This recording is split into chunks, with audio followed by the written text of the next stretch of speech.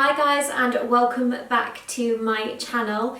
I had a different video planned for today. It was actually going to be a vlog, but something has happened within the Pomeranian space online that I thought I needed to address. I've got Peppy with me. I'm going to put her down next to me so she can fall asleep. If you watch my videos, that's what Peppy does. She just falls asleep in them because I think my voice just sends her to sleep. Again, I'm gonna have my phone. It's all right, darling. Okay, no, we've lost Peppy. She doesn't want to be in, so I'm gonna sit in the middle then. And you've got me.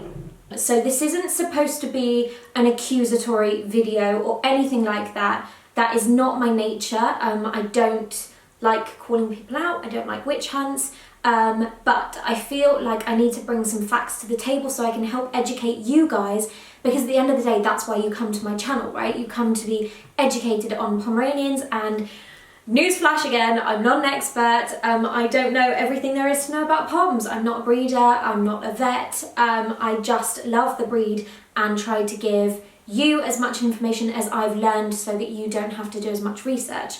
Obviously you should be doing research if this is the breed that you want to get, but anyway, off on a tangent. So the news has surfaced that Molly-Mae and Tommy Fury, who, if you don't know, are arguably stars of a show in the UK called Love Island. Essentially, for Molly-Mae's 21st birthday, Tommy Fury bought her a Pomeranian puppy. Now, I hadn't actually heard about this until a friend of mine, Emily Hunt, I'm sure she won't mind me mentioning her name in this video.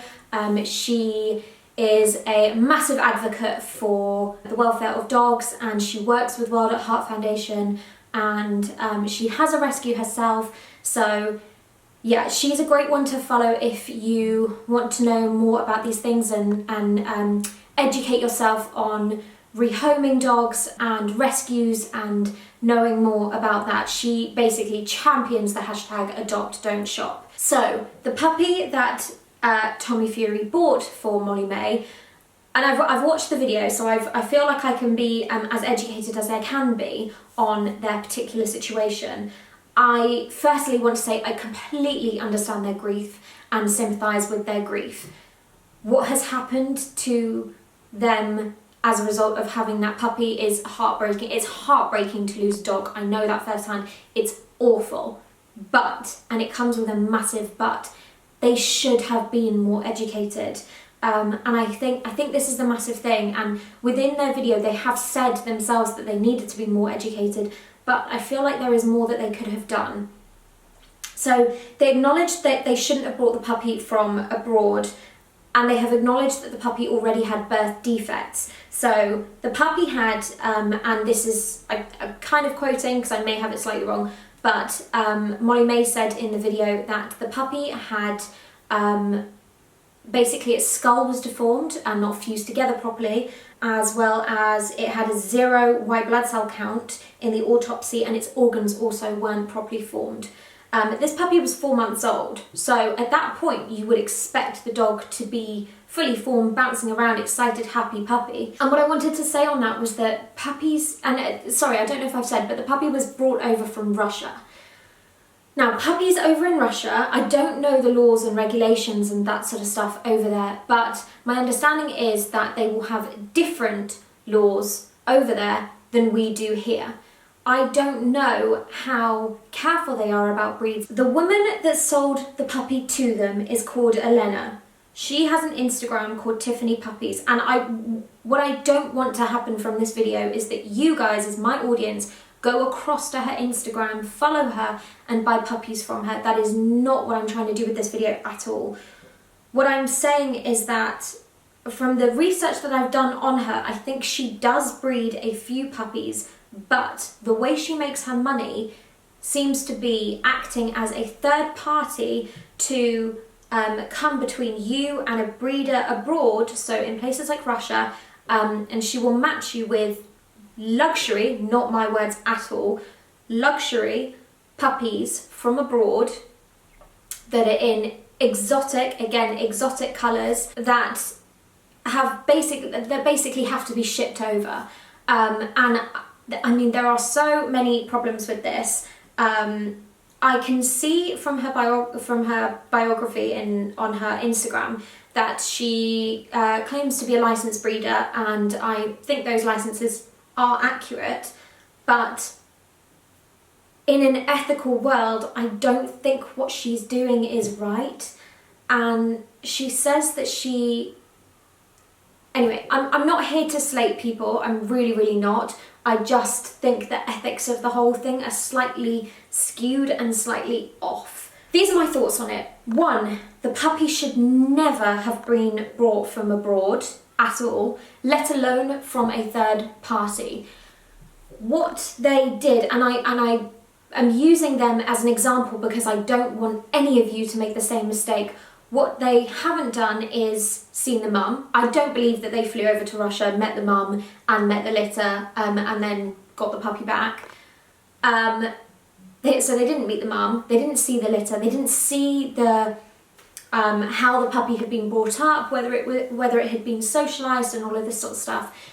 And I really think that's such an important part of the process. As you guys know, we saw Peppy at 4 weeks old, met mum, and yeah, so first of all, I think that's the first thing that happened that was wrong. Secondly, talking about the importing of a dog from a place like Russia, that's a long flight to the UK. Whether or not, I think the lady, Elena, says that she has dog nannies that go with the puppy. I would never put Peppy on a flight. Whether or not she was in the hold, I would not put her through that. Not to say that you can't fly with an animal, because I know a lot of people have service animals and they do fly with them. And I think it kind of depends on the situation. Personally, I wouldn't ever put Peppy on a flight. We have travelled abroad with her, but we drive in the car. She's very comfortable in the car. She falls asleep for the whole journey, and we're not putting her organs or anything under any unnecessary kind of stress. Also, the thought of a puppy flying just doesn't sit well with me. I've seen a few where people glamorise the moment where they get the puppy out of the crate and it's been in the hold and things. And that can't be a nice moment. Surely the puppy is completely soiled in its own feces and urine. It's probably very uncomfortable, and even that short amount of time can make a puppy very, very sick and unwell. Imagine if you had to lie in your own urine and feces for a flight. Even an hour's flight wouldn't be comfortable. And the third thing that I feel I need to say about this situation, in their video they've explained what happened, and they've said that as soon as the puppy started to show signs, and I could be wrong here, I don't know, but they said as soon as the puppy showed signs of being sick, they took it to the vet. Now personally, I would say that you should take your puppy to the vet as soon as you get them, or within a few days of getting them home. You need to take your puppy to the vet for a full checkup and to make sure everything's in line and all the vaccines are in line and everything. And I don't think they did that. And I hope that if they get a puppy again, because as you guys know as well, I would like to advocate for adoption. Obviously we didn't with Peppy. Our next dog will 100% be adopted, and I have actually been looking into a few different adoptions recently. But I feel like I'm more educated, and that's not to say I'm perfect, because I'm really, really not. I feel like we all are learning. We're all on this journey through life, and we're all trying to learn what's right and what's wrong, and it's only through educating ourselves and educating others with the knowledge that we have learned do we grow and get better as an entire human race. Just something quickly to add to the Molly-Mae and Tommy situation is the fact that although they didn't kill that puppy, and I'm sure they had every intention of giving that puppy the best life it could possibly have and would deserve, I do believe the blood of that puppy is on their hands. My reasoning for this is that they hadn't educated themselves enough on the breeder they were buying from.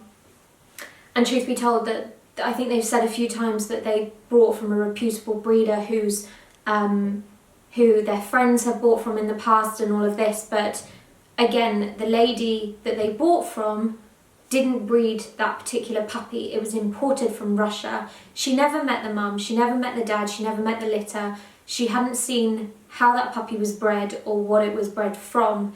And I do believe that they could have educated themselves more. And I think if you buy a puppy from a puppy farm, it's tragic and it's disgusting, and it should be stopped. It shouldn't be continuing to happen. People shouldn't be buying puppies that die. And I really don't think there's any excuse anymore not to be educated enough on it. I hope my videos bring some sort of insight to you guys, and I hope you find them educational. What I would really, really hate is for somebody to come across my videos and see that I post about Peppy being an amazing dog and loving Pomeranians as a breed and educating you guys on Pomeranians as a breed, and then someone to go and buy a dog from Russia because they can't find a breeder in the UK, or they can't find a dog that they like the look of in wherever you're from, so they find someone on Instagram or whatever, and buy a puppy through that without ever meeting mum or dad. That's just not what I'm here for, and it's not what I'm trying to do with this channel. So I hope that makes sense, and I hope that comes across in the best possible way, and that you guys understand that. Okay, this is a very difficult conversation because I have a very lovely Pomeranian who came from a family. We decided it was the right situation for us. She came from, and I've said this so many times, she came from a family that decided to breed from their pet Pomeranian, and there were 3 pups in the litter: Peppy, her sister, and her brother. And I actively decided not to buy from a breeder, and someone questioned me on this a while ago, and I really appreciated the question. I genuinely did, because it did stop and make me think, why didn't I buy from a breeder? At the time, I didn't feel personally comfortable buying from any of the breeders that I had seen, because on doing my research, I had found out that they bought females, bred from them, had them for a few years, had a few litters out of them and sold them on. And I'm not saying that all breeders are the same, I'm really, really not. I'm just saying when I was doing my research, I found it very, very difficult to find ones that made me feel very comfortable. And hopefully the comments now will be flooded with lovely breeders who don't do that, who keep them all as family pets, and breed from them. But again, I don't feel comfortable with making another animal have puppies solely for the purpose of profit. And I know that's, again, very difficult for me to say because I bought a puppy. I am part of that problem, but I don't feel comfortable with people profiting from another animal breeding. And I'm not terribly eloquent sometimes, and I can't really get my words out. I can't tell you exactly why I feel like that, but I personally felt more comfortable, and I'm totally happy to be challenged on this, by the way, obviously polite conversation only. I'm totally happy to be challenged on this, but I felt more comfortable buying a puppy from a family who owned the mum. They didn't own dad. Dad was a friend's dog. I felt more comfortable buying from that situation than I would have from somebody that has made a business out of breeding. And it's, I guess I'm kind of contradicting myself with that statement, but I feel like with some breeders, they're trying to get a perfect version of that dog, and I don't believe that perfection exists. I really don't. I don't think you can get perfect anything. I believe Peppy is potentially the prettiest dog I've ever seen. I'm obsessed with her, and I feel like other people will feel the same way about their dogs, and that just is what it is. Okay, there is a very famous story, and a law was actually passed. On Monday the 6th of April, third-party puppy sales were banned in England. So Lucy's Law spelled the beginning of the end for puppy farming. And essentially, on Monday the 6th of April, I think this was it 2000 and... Oh no, this was published 6th of April 2020. So literally this year, the government introduced landmark new legislation to tackle the low welfare, high volume supply of puppies and kittens by banning their commercial third-party sale in England. Lucy's Law means that anyone wanting to get a new puppy or kitten in England must now buy direct from a breeder or consider adopting from a rescue centre instead. Licensed dog breeders are required to show puppies interacting with their mothers in their place of birth. If a business sells puppies or kittens without a licence, they could receive an unlimited fine or be sent to prison for up to 6 months. Okay, this is interesting, and this is something that I didn't actually know. I did know that the law is named after Lucy, a Cavalier King Charles Spaniel who was rescued from a puppy farm where she was subjected to terrible conditions. Puppy farms are located across the UK, with most depending on third-party sellers or dealers to distribute often sick, traumatised, unsocialised puppies which have been taken away from their mother at just a few weeks old. This often involves long-distance transportation, with the puppy or kitten suffering life-threatening medical, surgical or behavioural problems which are passed on to unsuspecting new owners. Lucy's Law effectively removes the third-party dealer chain, resulting in all dog and cat breeders becoming accountable for the first time. As well as Lucy's Law, the government has committed to supporting tougher sentences for animal cruelty, raising maximum prison sentences from 6 months to 5 years, and has pledged to bring in new laws on animal sentience and to end excessively long journeys for live animals. The Welfare Minister, Lord Goldsmith, said today is a significant milestone for animal welfare and a major step towards ending cruel puppy farming and smuggling. After all the hard work of Mark Abraham and the Lucy's Law campaign, I'm so pleased that we finally have this crucial legislation which will help tackle the heartbreaking third-party trade of dogs and cats. But we also need the public to do their bit to help by always asking to see puppies and kittens interacting with their mothers in their place of birth, looking out for the warning signs and reporting any suspicious activity. By raising awareness of illegal sellers to the local authorities, we can all help to protect the nation's cats and dogs and give them the best start in life. Mark Abraham, media vet, author and founder of Pup Aid and the Lucy's Law campaign, said, "I'm incredibly proud to have led the 10-year campaign to ban cruel puppy and kitten dealers and to get this essential Lucy's Law legislation over the line. I'd like to give a huge thanks to UK government for passing this law, as well as every animal-loving parliamentarian, celebrity, welfare organisation and member of the public that supported us. Lucy was an incredibly brave dog, and it's right that her memory is honoured with such an important piece of legislation to help end puppy farm cruelty, protecting breeding dogs just like her, as well as cats their young, and also unsuspecting animal lovers from the dangers of irresponsible breeding and cruel puppy and kitten dealers." They also have some information. Before visiting, research. Have a look at the seller's profile and search their name online. If they're advertising many litters from different breeds, it's a red flag.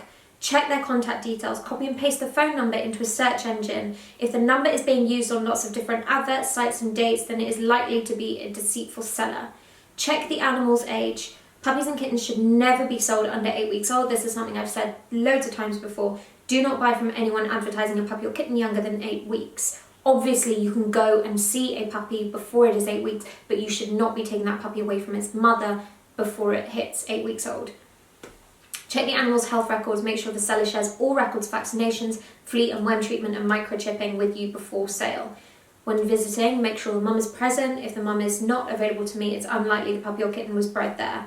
Beware of the seller making excuses as to why the mum is not there, e.g. like she's at the vet, she's asleep, she's gone for a walk. Check there isn't a fake mum. Most fake mums don't interact with the puppies as they fear the real mum returning. Watch out for puppies or kittens labelled as rescue, but with much higher than expected price tags. If you feel rushed or pressured into parting with cash, this is a red flag. Health problems observed at purchase are not normal, and don't be convinced otherwise. Beware of offers to meet somewhere convenient, e.g. a car park or motorway services or a shop front premises. Common with rented properties just to make sales, and sales rooms kept separate from nearby or on-site puppy farms. This will be so that you don't know the actual place of residence. Hopefully that advice helps. Okay, I've managed to convince her to come and say goodbye. Look at that yawn. Guys, as always, thank you so much for watching. I hope, I hope this has been insightful and helpful for you. If you didn't know about any of these issues, please, I will open the comments up. I may regret that, but I'll open the comments up to discussion. So yeah, let me know your thoughts and feelings. Obviously, it's such a tragedy that this poor little innocent puppy's life has been lost, and it should have never happened in the first place, because it shouldn't have been bred like that. The dogs shouldn't have been bred so much that these deformities happened, and it should have gone through more rigorous vet searches. Anyway, I hope you all have a lovely day, whatever you're doing. Lots of love from me and this little princess here. Take care. Bye.